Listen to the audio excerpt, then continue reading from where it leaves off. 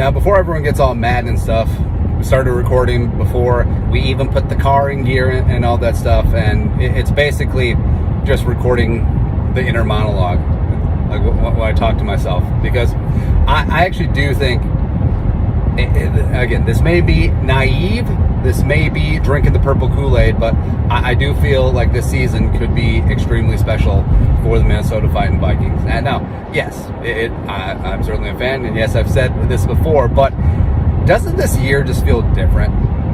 Where, don't want to say it's destiny or this, that, or the other thing, but the Vikings won 5 straight games.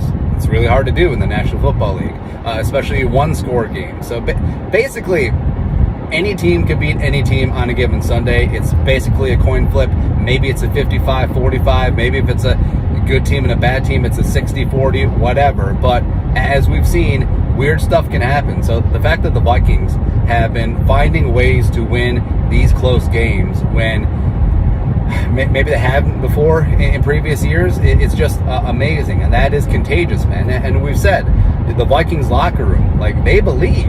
Like they believe. They love each other in that locker room. They're having fun. They're playing good football. Kevin O'Connell, it seems like he is a great young offensive wunderkind in this league, and it just seems like he's dialed in. And you look at the veteran leadership on both sides of the ball. You got Kirk Cousins, you got Thielen out there on offense, and you got Harrison Smith and P Squared and Za'Darius, Kendricks getting after it, man. Where I don't know. Obviously Philly looks pretty good, even though the Texans sort of made a game of it for a while. And it does seem like, especially looking at the rest of Philly's schedule, that the playoffs may run through Philly. And hell, maybe the Vikings, if they want to get to the Super Bowl, they're going to have to win a game in Philly. Of course, memories of 2017 NFC title game. I mean, it started out well. Keenum to Rudolph, no problem. But it's very clear that Kwesi and Kevin O'Connell, like, they're all in on this season, baby. Like, they came in, new GM, new head coach, and with most teams, it's tepid expectations, right? It's like, okay, it's going to be a multi-year rebuild. You give a GM, give a head coach 3-4 years to really implement his scheme, and for the GM to really get his personnel. But I mean, the Vikings are doing it this year. I mean, they have the largest divisional lead of any team in the National Football League that's leading their division. And I mean, everything else is just working out. And the fact that the Vikings are winning close games while they're learning to fly, they ain't got wings, right? Just imagine what this team is going to be like when TJ Hawkinson is able to be fully integrated into the offense, when he's just a normal part of the game plan. I think it's probably going to take a couple weeks, but until then, he's going to be worked in red zone, 2-minute drill, third down package. I think that Hawkinson could be the missing piece of this offense, because I do like Irv, except he's a 6'2" tight end who can't stay healthy. Hawkinson is already a top 5, top 6 tight end, and the fact that he has sort of wallowed away in Detroit, I mean, especially with Jared Goff as his quarterback, I mean, it's almost rude. It's almost an affront to the talent that TJ Hawkinson has, where you go back to 2020, the last year that he had Matthew Stafford, and also he played 16 games, full season, he made the Pro Bowl. I mean, that's what he can do. He was the number 8 overall pick for a reason, man. Super talented guy.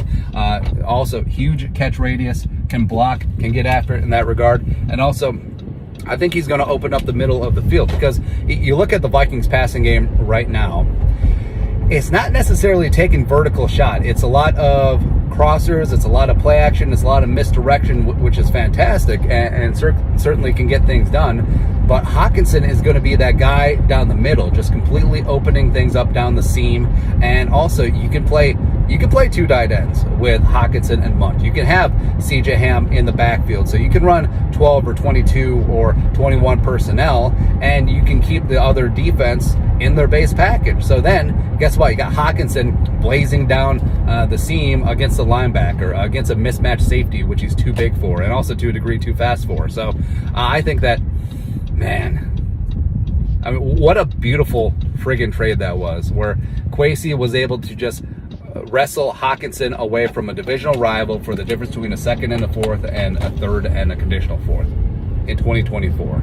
It's just ridiculous, man. But, I mean, the defense is getting things together. Za'darius is obviously leading the way. They can get after the quarterback's ass, and also they're being opportunistic with turnovers. Now, we need them to be better in the red zone, and as well as in between the 20s, but it's sort of pick and nits at this point because, I mean, in the modern NFL, with the rules the way they are and with the talent on the offensive side of the ball, I mean, you're not going to have a 2000 Ravens defense. I mean, you're just not. Even the best defenses in the league, can have 20, sometimes even 30 points put up on them on a given day. It happens, right?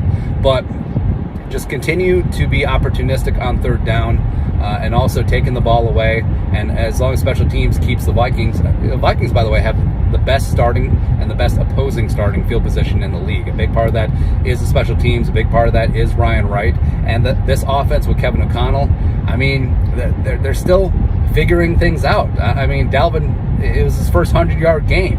Jefferson hasn't scored a receiving touchdown since week 1. So the fact that they're doing this still, and they put up their first 30-point game against Arizona, and I think that's going to be the norm. I think this team easily should be averaging 27, 28, 30 points a game with all that offensive firepower, man. Also, Ed Ingram's got to get his ish figured out. Otherwise, Austin Schluckman one time. Yep, there you go. But that's it. Some loose thoughts from the car. You guys are the best. Skol, no production value.